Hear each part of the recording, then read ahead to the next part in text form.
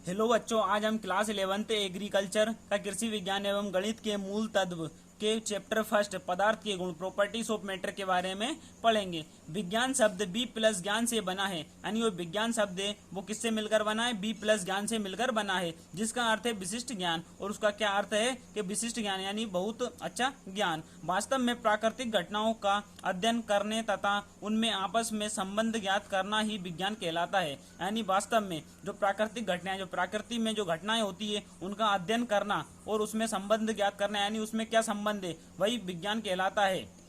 आदिकाल से ही मनुष्य में प्राकृतिक को समझने तथा प्राकृतिक घटनाओं को अध्ययन करने की जिज्ञासा रही है। यानी आदिकाल से, आदि मानव के जमाने से ही मनुष्य को प्राकृतिक को समझने और प्राकृतिक घटनाओं का अध्ययन करने की जिज्ञासा रही है। विज्ञान का क्षेत्र अत्यंत विस्तृत है, यानी विज्ञान का जो क्षेत्र है बहुत बड़ा है। अध्ययन की सुविधा के लिए विज्ञान को निम्नलिखित अनेक शाखाओं में बांट दिया गया है। यानी अध्ययन पढ़ाई की सुविधा के लिए विज्ञान को बहुत सी शाखाओं में बांट दिया गया है, जैसे कि भौतिक विज्ञान, रसायन विज्ञान, गणित, प्राणी विज्ञान, वनस्पति विज्ञान, भूगर्भ विज्ञान और ज्योतिष विज्ञान आदि। इन सभी शाखाओं में बांट दिया गया है। इन शाखाओं को पुनः अनेक उप शाखाओं तथा क्षेत्रों में बांटा गया है। यानी जो शाखाएं बांटी है उनको भी उप शाखाओं में बांटा जा चुका है। जैसे जैसे मनुष्य के ज्ञान का क्षेत्र बढ़ता गया, वैसे वैसे विज्ञान में नए क्षेत्र विकसित होते गए। जैसे जैसे मनुष्य आगे ज्ञान में बढ़ता गया, वैसे वैसे विज्ञान में भी नए क्षेत्र विस्तृत होते गए हैं। भौतिक विज्ञान विज्ञान की वह शाखा है जिसमें हम द्रव्य और ऊर्जा तथा उनमें परस्पर आदान प्रदान का अध्ययन करते हैं। यानी भौतिक विज्ञान, फिजिकल साइंस वे विज्ञान की शाखा है जिसमें हम द्रव्य यानी वजन और मास के बारे और ऊर्जा एनर्जी के बारे में परस्पर आदान प्रदान यानी लेन देन के संबंध का अध्ययन करते हैं। स्पष्टतः भौतिक विज्ञान में हमारा तात्पर्य द्रव्य तथा ऊर्जा से ही होता है। यानी भौतिक विज्ञान जो होता है यानी फिजिकल साइंस में हमारा तात्पर्य द्रव्य यानी वजन और ऊर्जा यानी एनर्जी से होता है। द्रव्य मैटर प्रत्येक वस्तु जो स्थान घेरती है जिसमें द्रव्यमान होता है तथा जिसका अनुभव हम अपनी ज्ञान इंद्रियों यानी ज्ञान इंद्रियां आँख, कान, नाक, मुंह, हाथ द्वारा कर सकते हैं, द्रव्य कहलाती है। उदाहरण के लिए पत्थर, लोहा, सोना, रुई, जल, वायु आदि सभी द्रव्य हैं और हम इन्हें ज्ञान इंद्रियों द्वारा भी महसूस कर सकते हैं। जैसे हवा अपने शरीर को जैसे टच करती है कि अपने को वायु के बारे में पता चल जाता है कि हवा चल रही है। ऊर्जा एनर्जी, ऊर्जा एक भौतिक राशि है, यानी ऊर्जा भौतिक राशि यानी फिजिकल यूनिट्स या फिजिकल क्वांटिटी है जिसमें ना द्रव्यमान होता है और ना ही वे स्थान घेरती है। यानी ऊर्जा में कोई द्रव्यमान यानी कोई मास भी नहीं होता और ना ही वे जगह घेरती है, स्थान घेरती है। प्रस्ताव वास्तव में ऊर्जा एक ऐसी राशि है जिसमें हम कार्य ले सकते हैं। यानी वास्तव में ऊर्जा एक ऐसी राशि है जिससे हम कार्य ले सकते हैं। जैसे कि सोलर पैनल लगाने पर जो ऊर्जा अपने को सूर्य से मिलती है वो कोई जगह भी नहीं घेरती और उससे हम काम भी ले सकते हैं। उदाहरण के लिए ऊष्मा यानी ऊष्मीय ऊर्जा, प्रकाश, ध्वनि, विद्युत आदि ऊर्जा के ही विभिन्न रूप हैं। यानी ध्वनि भी जगह नहीं घेरती लेकिन उसका अपन यूज करते हैं, प्रकाश जगह नहीं घेरती, विद्युत भी जगह नहीं घेरती है। यद्यपि ऐसा लगता है कि द्रव्य तथा ऊर्जा अलग अलग राशि है, जैसे कि हमको लगता है कि द्रव्य और ऊर्जा अलग अलग राशि है तथा इनमें कोई संबंध नहीं, परंतु वास्तव में ऐसा नहीं है। मतलब उनमें वास्तव में संबंध तो है लेकिन अपने को लगता है कि उनमें संबंध नहीं है।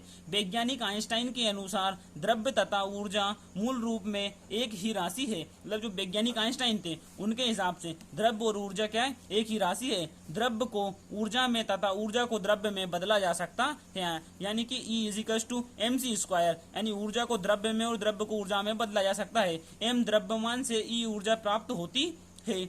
C= निर्वात में प्रकाश की चाल यानी एयर यानी हवा में प्रकाश यानी कि धूप की चाल क्या होती है? 3 × 10⁸ मीटर पर सेकंड है। यानी जो 3 × 10⁸ इनका इंटू करेंगे इतनी मीटर एक सेकंड में ये चलती है। इस समीकरण को आइंस्टाइन का द्रव्यमान ऊर्जा संबंध कहते हैं। यानी जो समीकरण है आइंस्टाइन का द्रव्यमान ऊर्जा संबंध कहते हैं। भौतिक की विभिन्न शाखाएं। अब भौतिकी को यानी फिजिकल साइंस को भी बहुत सारी शाखाओं में बांट दिया गया है। सुविधा की दृष्टि से भौतिकी को विभिन्न शाखाओं में विभाजित किया गया है, यानी जिससे अपने को पढ़ाई में दिक्कत ना आए, उसी सुविधा को देखते हुए भौतिकी यानी फिजिकल साइंस को बहुत सारी शाखाओं में विभाजित कर दिया गया है। यांत्रिकी तथा पदार्थ के गुण, पदार्थ के सामान्य गुण, यानी यंत्र में जो लोहा या जो भी मटेरियल यूज होता है उसमें, और पदार्थ के सामान्य गुण, उसमें क्या सामान्य गुण हैं। ऊष्मा तथा ऊष्मा गतिकी, हीट एंड थर्मल डायनामिक्स, यानी ऊष्मा और ऊष्मा गति के का भी एक पार्ट है। प्रकाश यानी लाइट, ध्वनि साउंड, चुंबक तत्व मैग्नेटिज्म, विद्युत इलेक्ट्रिसिटी। आधुनिक भौतिक मॉडर्न फिजिक्स। अब अपन किस बारे में जानेंगे कि भौतिक राशियां यानी फिजिकल क्वांटिटीज,